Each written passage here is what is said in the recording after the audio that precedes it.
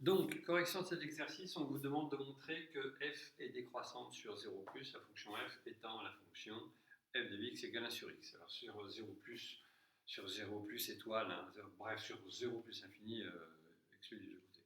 Ok, c'est bien ça. On fait toujours le même principe, toujours le même procédé, à savoir que on prend a plus petit que b. Alors, soit a plus petit que b. Bien. Mais on ne prend pas ces a et b n'importe où. On les prend dans l'intervalle qui nous intéresse. Hein. Je vous rappelle que fonction croissante ou décroissante, comme on l'a dit tout à l'heure, c'est sur un intervalle. Voilà. Donc, ici, on prend ça sur 0 plus infini.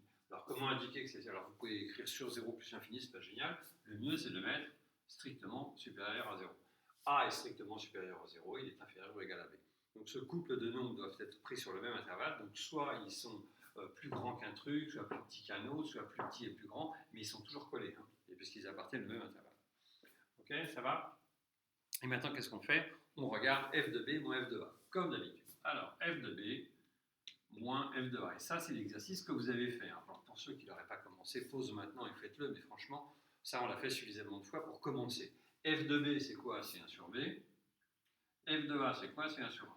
Jusque-là, rien d'anormal. Est-ce qu'on a le droit de diviser par b et a? Oui, puisque a est strictement supérieur à 0. Et b est plus grand ou égal à a. Donc ça va. Alors maintenant, qu'est-ce qu'on fait? Alors j'imagine qu'il y en a quand même plusieurs qui se sont arrêtés là en disant ouais, mais je fais quoi avec le signe de ça? Je mets des trucs en facteur? Non, je ne peux pas. Alors il y a une chose que vous pouvez faire quand même, qu'il ne faut pas oublier. C'est tout simplement de mettre au même dénominateur. Alors mettez ces fractions au même dénominateur. Pause, allez-y.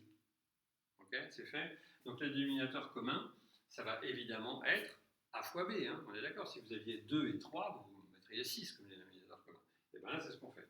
Donc ici, on multiplie tout par a, vous avez raison, ça fait a sur ab, moins, ici on multiplie tout par b, vous avez raison, ça fait b sur ab. En haut et en bas, j'ai multiplié par a, en haut et en bas, j'ai multiplié par b. Ok? Bien. Finalement, ça me donne, enfin finalement, c'est pas fini, hein, mais ensuite, ça me donne a moins b sur ab. Alors, règle des signes, toujours pareil, on a un quotient de nombres. Quel est le signe du quotient? Si les deux nombres sont de même signe, c'est positif. S'ils sont de signe contraire, c'est négatif. Ok, très bien. Quel est le signe de a moins b? Là, c'est la 453e fois que je le fais. Alors, a moins b est comment? Est négatif car a est plus petit que b. Ok? Ça et ça, c'est la même inéquation, hein, écrite un peu différemment, mais c'est la même inéquation. Donc le premier facteur est, enfin, oui, on peut parler de facteur sur 2, en tout cas le numérateur est négatif. Maintenant, AB, quel est le signe de AB? Le signe de AB, c'est pas compliqué, c'est positif. Pourquoi? Parce que A et B, alors parce que A et B sont positifs, ok, ou parce que A et B sont dans le même intervalle, enfin, ils ont le même signe, A et B ont le même signe. Enfin ici, A est positif, je ne vais pas vous embrouiller. Ici, on a A positif et B positif. Comment on sait ça? On les a pris comme ça. On a dit que A et B étaient positifs. Hein.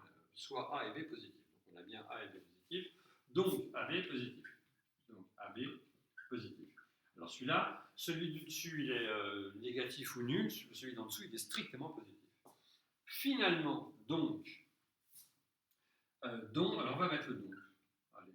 Donc, A moins B sur AB. Et comment? Ça c'est négatif, ça c'est positif.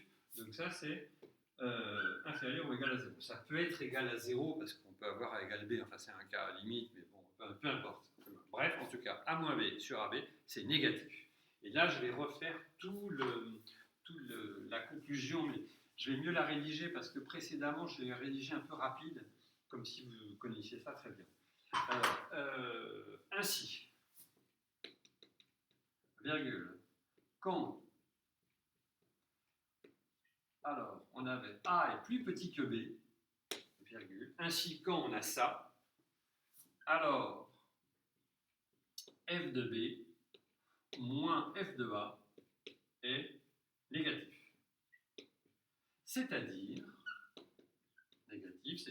que, celui-là je le fais passer là-bas, f de B est plus petit que f de A.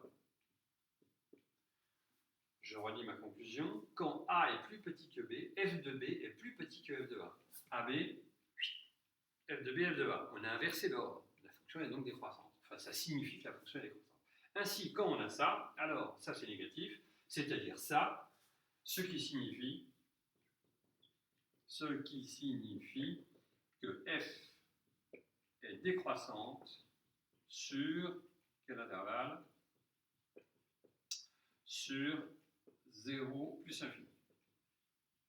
Alors maintenant, vous allez faire comme exercice. Peut-être je ne donnerai pas la correction parce que c'est très long. Enfin, j'en sais rien. Peu importe. Vous faites comme exercice maintenant de démontrer que cette fonction est décroissante là-dessus. Sur moins l'infini 0. Elle est aussi décroissante. Comment on va faire? Tout le début, c'est pareil. Ça, c'est pareil. On va arriver à ça, mais faites-le quand même.